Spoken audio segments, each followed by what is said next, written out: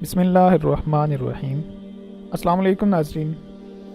جب اللہ تعالیٰ نے حضرت نوح علیہ السلام کو نبی بنا کر بھیجا تو انہوں نے اللہ تعالیٰ کے حکم کے مطابق سب سے پہلے اپنی قوم کو اللہ تعالیٰ کی توحید کی طرف بلایا، اور وہ لوگ اللہ تعالیٰ کے ساتھ جنہیں شریک ٹھہرا رہے تھے ان کی عبادت کرنے سے منع کیا۔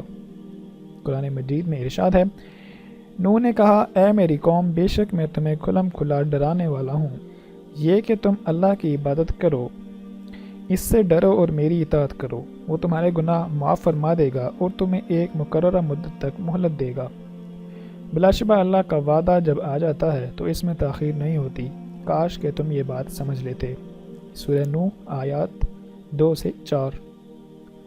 حضرت نوح علیہ السلام نے نبوت ملنے کے بعد اپنی قوم کی خیرخواہی کرتے ہوئے انہیں اللہ تعالیٰ کا پیغام پہنچایا، مگر قوم نے سرکشی کا مظاہرہ کرتے ہوئے آپ علیہ السلام کو جھٹلایا اور آپ علیہ السلام کی مخلصانہ دعوت کو ماننے سے انکار کر دیا، اور آپ علیہ السلام کے نبی ہونے پر مختلف شبہات کا اظہار کیا کہ تم تو ہماری طرح کے انسان ہو، تم ہمارے بجائے نبوت کے حقدار کیسے بن گئے؟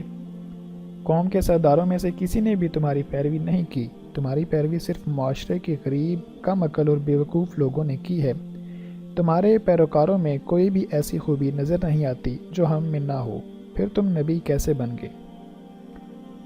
قرآن مجید میں ارشاد ہے، ان کی قوم کے کافر سرداروں نے کہا کہ ہم تو تمہیں اپنے جیسا ہی انسان سمجھتے ہیں، اور ہم یہ بھی دیکھتے ہیں کہ صرف انہی لوگوں نے آپ کی پیروی کی ہے جو کم درجہ کے کم سمجھنے والے ہیں، اور ہم یہ بھی دیکھتے ہیں کہ تمہیں ہم پر کوئی فضیلت نہیں ہے، بلکہ ہم تو تمہیں جھوٹا سمجھتے ہیں۔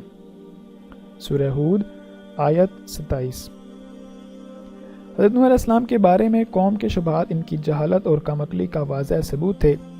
حق حق ہی ہوتا ہے، چاہے اس کی پیروی قوم کے امیر لوگ کریں یا غریب۔ انسانی تاریخ سے پتہ چلتا ہے کہ حق کی پیروی کرنے میں غریب لوگوں نے ہی پہل کی ہے۔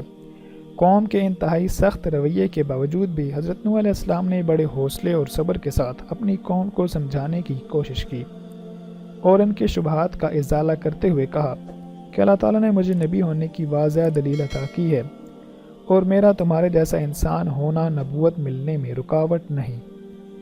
میری رسالت پر ایمان لانے والوں کا مالی اعتبار سے کمزور ہونا بھی مجھے نبوت ملنے سے مانے نہیں، اس لیے کہ انسان ہونے اور عقل اور فہم رکھنے کے اعتبار سے وہ تمہارے ہی جیسے ہیں۔ نبوت تو اللہ تعالیٰ کی طرف سے رحمت اور اس کا فضل ہے جو اس نے مجھے عطا کیا ہے، مگر تم نے اس کی قدر نہیں کی اور بلا سوچے سمجھے مخالفت پر اتر آئے ہو۔ میں تو تم سے خیرخواہی سے پیش آ رہا ہوں، اور اس دعوت پر میں تم سے کسی اجرت کا مطالبہ بھی نہیں کرتا، میرا صلہ اللہ تعالیٰ ہی دے گا۔ تم میرے پیروکاروں کو گھٹیا کہتے ہو اور مجھ سے مطالبہ کرتے ہو کہ میں انہیں اپنے پاس سے دور کر دوں۔ یاد رکھو، میں ایسا ہرگز نہیں کر سکتا، اس لیے کہ ایمان لانے کے بعد اللہ تعالیٰ کے نزدیک ان کا مقام بلند ہو چکا ہے، لہٰذا تم میری خیرخواہی کو مد نظر رکھتے ہوئے حق بات مان لو۔ فرمان الہی ہے، نوح علیہ السلام نے کہا، اے میری قوم، مجھ میں گمراہی نہیں، بلکہ میں تو تمام جہانوں کے رب کا رسول ہوں۔ میں تو تمہیں اپنے پروردگار کا پیغام پہنچاتا ہوں، تمہاری خیرخواہی کرتا ہوں، اور میں اللہ کی طرف سے وہ باتیں جانتا ہوں جو تمہیں معلوم نہیں۔ سورہ اعراف، اس کی آیات ہیں 61 سے 62 تک۔ حضرت نوح علیہ السلام قوم کی سرکشی کے باوجود انہیں دن رات دعوت حق دیتے رہے، اور قوم ان پر جو بھی الزامات لگاتی رہی اس کا اچھے انداز میں جواب دیتے رہے۔ دعوت حق دیتے ہوئے حضرت نوح علیہ السلام کو 950 سال گزر گئے۔ جب ایک نسل کے لوگ مرنے کے قریب ہوتے تو وہ بعد والوں کو یہ وصیت کر جاتے کہ تم نوح علیہ السلام پر ایمان نہ لانا۔